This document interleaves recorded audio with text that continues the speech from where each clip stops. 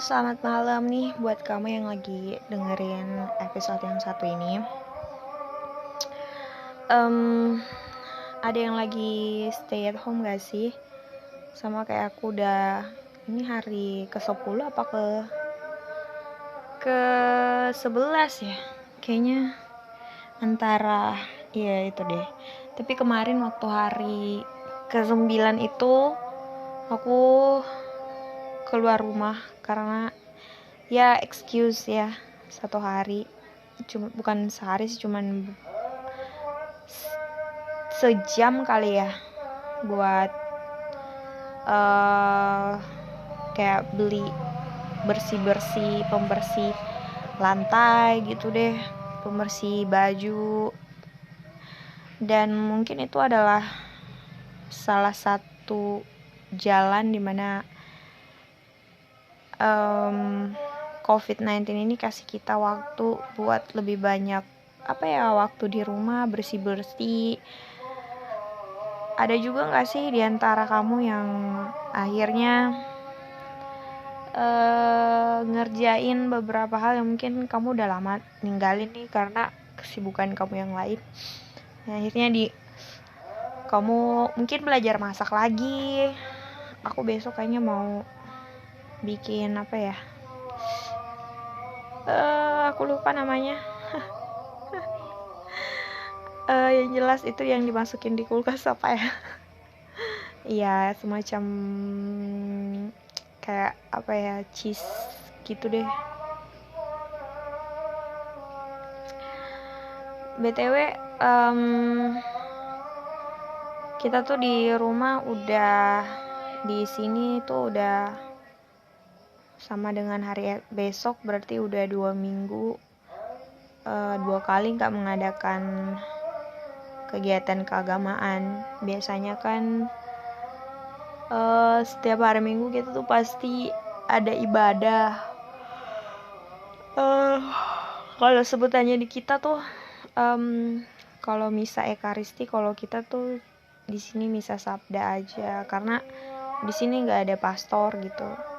Dan itu ya, kalau kita udah berteman cukup lama, kamu pasti udah tahu kalau di daerah aku tuh belum ada gereja gitu, dan rada susah juga mau bangun gereja karena gereja dalam artian bangunan gitu ya.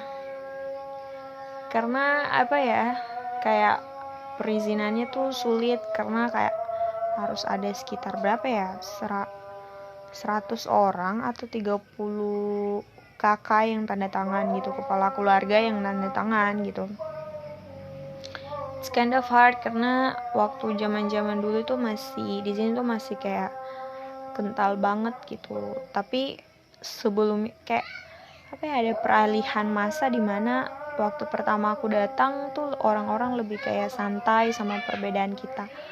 Terus kayak masuk 10 tahun, 15 tahun tuh tiba-tiba orang tuh jadi kayak lebih ketat sama yang namanya agama yang berbeda gitu ya.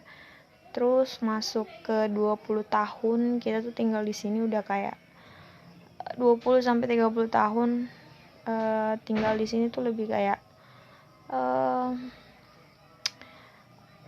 karena kan lebih banyak mungkin perubahan juga. Aku nggak tahu, tapi semoga ada yang kayak tergugah kalau misalnya di sini tuh belum ada gereja sama sekali.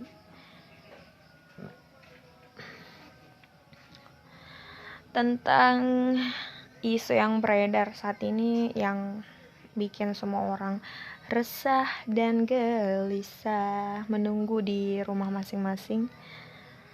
Jadi lebih aku tuh mulai ngurangin nonton dan dengar dan mencari berapa jumlah per kasus untuk hari ini.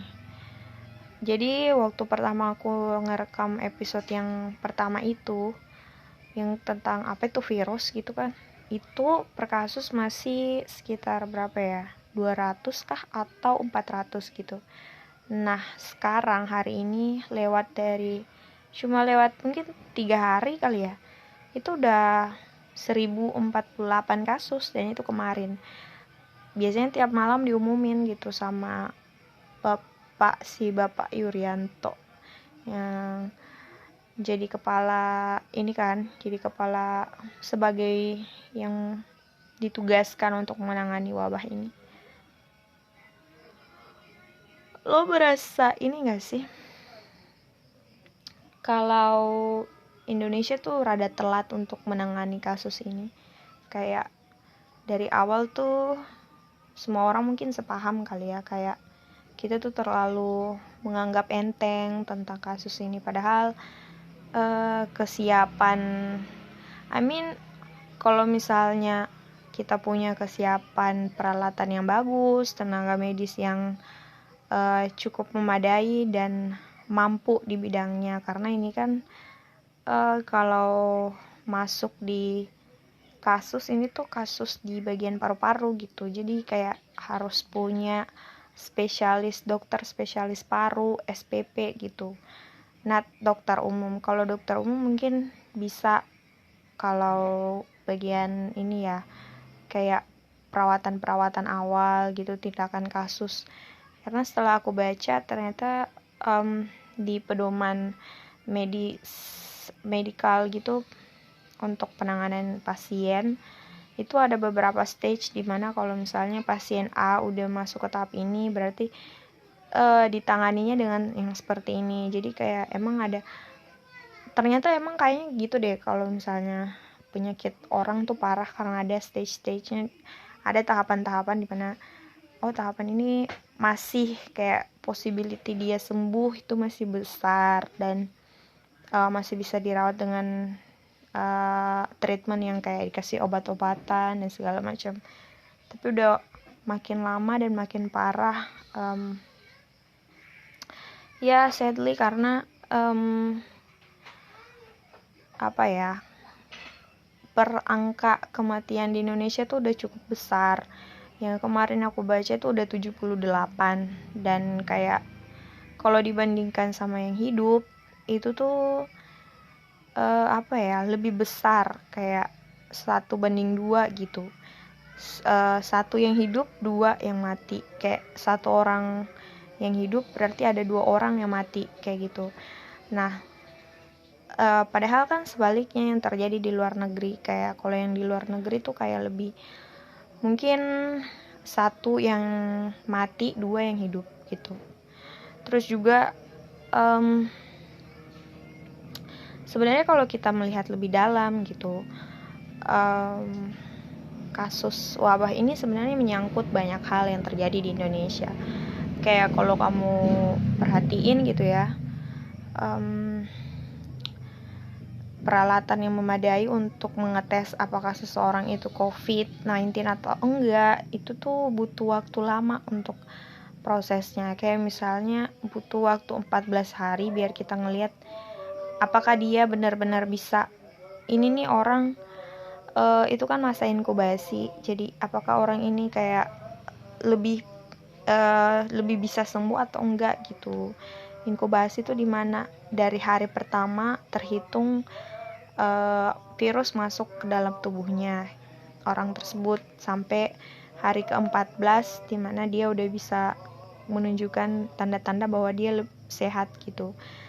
Tapi gimana caranya kita tahu itu tuh hari pertama orang itu terkena virus atau gimana? Biasanya untuk mempermudah tuh orang tenaga medis tuh bilang pertama kali menyentuh atau berpapasan dengan orang luar, misalnya yang dari luar negeri kayak dari Jepang, Korea Selatan, atau mungkin dari Cina atau dari mana aja, terhitung dari sana kontak pertamanya. Atau kalau enggak dari berlibur di daerah mana yang mungkin pernah daerah yang udah red zone gitu, kayak misalnya Jakarta gitu kan, yang udah paling banyak, atau yang paling dekat Sulawesi Selatan, apa dia lewat bandara atau gimana. Dan itu emang menentukan juga gitu, sehingga diberikan anjuran supaya orang itu mengisolasi diri selama 14 hari. Lewat dari situ udah bisa clear gitu. Em, apa ya, dari masa itu aja udah lama gitu, 14 hari. Terus untuk pertama kali kan ada screening gitu, dan itu terus juga selain tanya jawab, diambil sputumnya, terus diambil swab. Jadi swab itu usap di cairan di orofaring atau mungkin di nasofaring gitu. Jadi dia di belakang mulut atau di belakang hidung gitu. Dan itu sebenarnya ternyata yang dari cerita temen aku, ternyata nggak semua tenaga medis bisa melakukan itu, karena ya itu lagi keterbatasan itu kan. Jadi kayak mereka tuh harus, kayak salah satunya tuh mereka harus dikirim ke rumah sakit untuk bisa pelajarin gimana cara teknik swab yang benar gitu. Selain itu alatnya nggak di semua rumah sakit ada. Yang jelas yang banyak beredar juga APD gitu. Penyakit ini karena ini tuh wabah, karena sebenarnya kalau misalnya kita udah punya vaksinnya itu lebih aman kali ya, kita udah bisa bernapas lega. Jadi kalau di medical treatment tuh ada beberapa stage dimana kayak pencegahan, pengobatan atau perawatan, terus apa ya, nah aku lupa beberapa tahapannya gitu. Nah lebih baik sih berada di, karena kita tahu nih kita lemah di bagian pengobatannya gitu, atau di bagian eksekusi finalnya gitu, karena pertama kita belum punya vaksinnya, yang kedua keterbatasan tenaga medis. So itu kenapa pemerintah tuh fokus di mencegah atau pencegahan gitu, dengan memutus rantai penyebaran.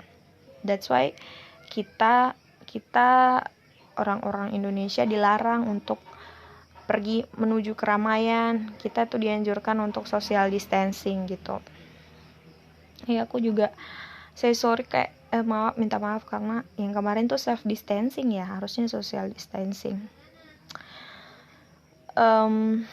Terus setelah itu yang aku baca sih ada 6 selain 2 tadi itu. Jadi ada yang sampai diambil apa ya, kalau nggak salah sih jaringan yang terdapat di paru gitu, paru-paru, dan kayaknya itu mengambilnya itu pasti ya dengan bukan melukai sih, pasti ngambil di bagian tubuh kamu sedikit aja sih, tapi pasti itu aku nggak tahu, itu bukan sesuatu yang dikeluarkan atau cairan dari tubuh gitu. Jadi ya harus kayak diambil dari dalam tubuh.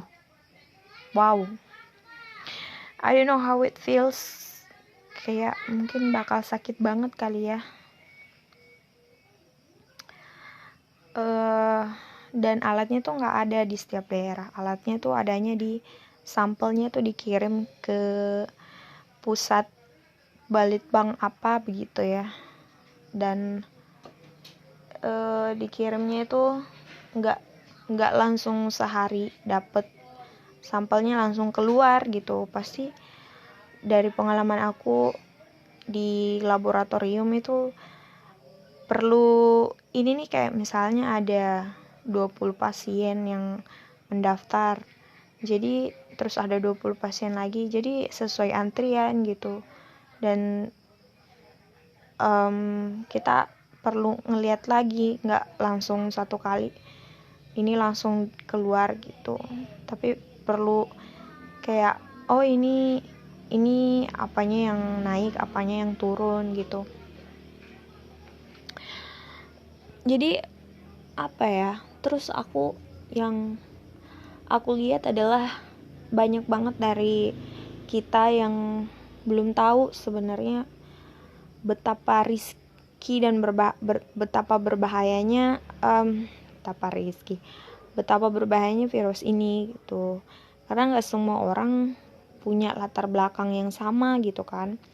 Nah, akhirnya gimana cara menjelaskannya ke mereka kalau ini tuh berbahaya, padahal mereka sendiri nggak tahu ini tuh apa gitu. Jadi kayak I know serba salah, dan mungkin satu-satunya cara untuk membuatnya sederhana adalah hukuman kali ya. Seperti yang diterapkan sama beberapa negara di luar sana, yang kayak menghukum. Iya, jadi kenapa social distancing itu masih kerap disepelekan, karena kita nggak punya aturan hukumnya tuh masih lemah gitu. Jadi kayak orang tuh masih bisa melanggar kesana kemari karena nggak ada yang bakal menghukum mereka, ya kecuali diri mereka sendiri gitu. Nggak tahu, mungkin dalam perkembangan nanti bakal ada hukuman, bakal ada denda, atau bakal ada perkembangan kayak gimana, atau bakal ada polisi yang menjaga di setiap arus, terutama di bagian red zone ya, di region yang udah red zone. Terus kayak penutupan bandara dan penutupan bus antar kota dan bus dan juga kapal gitu ya, pelabuhan, karena di sini tuh udah penutupan pelabuhan gitu. Si COVID-19 ini seperti yang kamu ketahui, dia tuh virus yang udah ada di hewan-hewan lain. Tapi ketika virus ini masuk ke tubuh manusia tuh nggak punya imunitas bawaan yang bisa membuat kita kebal sama itu, kecuali tubuh kita beradaptasi dulu nih dengan virus ini. Kayak bukan beradaptasi sih, kayak menciptakan antibodi khusus untuk si virus ini. Tapi itu pun ketika kamu punya imunitas yang kebal gitu, dan gak semua orang punya itu, gak bisa disama-samain semua orang itu. Apalagi yang paling beresiko itu sebenarnya orang-orang yang udah punya penyakit bawaan khusus ya, kayak yang dijelaskan tuh kayak diabetes gitu. Terus juga misalnya dia punya kolesterol gitu. Apalagi yang punya riwayat sesak atau pneumonia gitu. Terus yang membuat ini yaitu tadi vaksinnya yang gak ada, yang membuat sebenarnya orang tuh merasa nyaman karena vaksin udah ditemukan, tapi ternyata mereka nggak tahu gitu kalau vaksin ditemukan itu tata laksana hingga bisa diproduksi secara massal itu nggak sembarangan, harus lewat beberapa prosedural dulu, kayak diuji coba di hewan coba, habis itu diuji coba ke manusia, setelah manusia diperluas lagi manusianya, nggak cuman 10, 15, 20, tapi mencakup banyak manusia lagi, banyak manusia dari ras yang lain, karena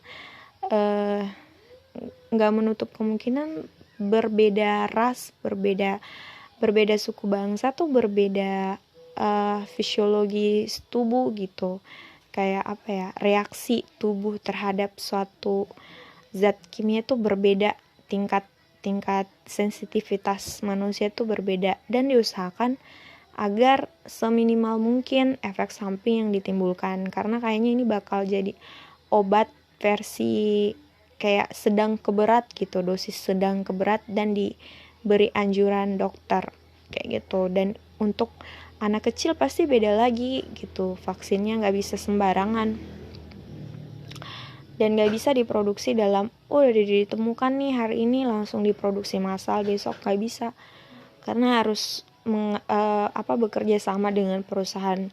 Misalnya nih lab udah memproduksi, habis itu disetujuin oleh pemerintah, tapi harus diajuin lagi ke WHO gitu. Jadi ada beberapa standar, kalau udah clear sama WHO udah bisa dibalikin lagi ke negara itu untuk diproduksi massal, tapi setelah dari lembaga itu diberikan lagi ke perusahaan-perusahaan swasta yang mungkin mau megang proyek ini untuk bisa diproduksi secara massal gitu. Setelah itu baru didistribusikan ke berbagai tempat. Oh my god.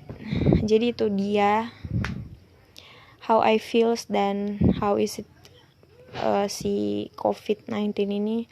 Semoga apa yang aku ceritain itu bisa kasih gambaran kamu keseluruhan tentang si COVID-19. Adapun kayak beberapa hal-hal yang emang gak bisa aku tahu ini kenyataan yang udah gak bisa kita ubah, dan mau pasrah aja kita tetap berjuang ya untuk kehidupan kita. Seenggaknya kita berusaha untuk stay safe di rumah masing-masing, terus melakukan berbagai kegiatan yang positif, yang juga ngebangun, bersih-bersih, makan makanan yang sehat, olahraga di rumah, terus juga jangan terlalu stres dan segala macam. Semoga ini bisa berdampak baik dan membuat kita lebih peduli sama lingkungan, terus juga sama orang-orang sekitar. Ya mungkin ini adalah momentum buat kita untuk lebih banyak belajar dan lebih banyak berdiam diri dalam keheningan. Thank you for listening this episode. Mungkin kita bakal ketemu lagi dengan pembahasan yang berbeda besok. Bye-bye.